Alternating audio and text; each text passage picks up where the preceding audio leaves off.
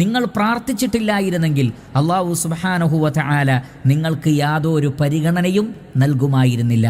അപ്പോൾ അള്ളാഹു നമ്മെ പരിഗണിക്കുന്നത് നമ്മൾ അള്ളാഹുവിനോട് മാത്രം പ്രാർത്ഥിക്കുമ്പോഴാണ്.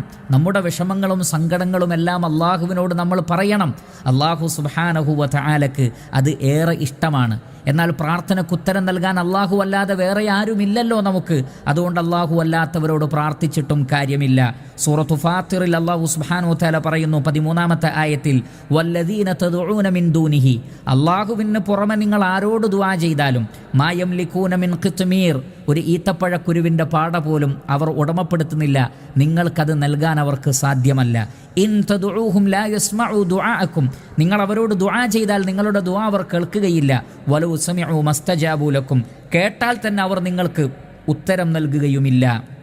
വയൗമൽ ഖിയാമത്തി യക്ഫുറൂന ബിശിർക്കിക്കും, ഖിയാമത്ത് നാളിൽ അല്ലാഹു അല്ലാത്ത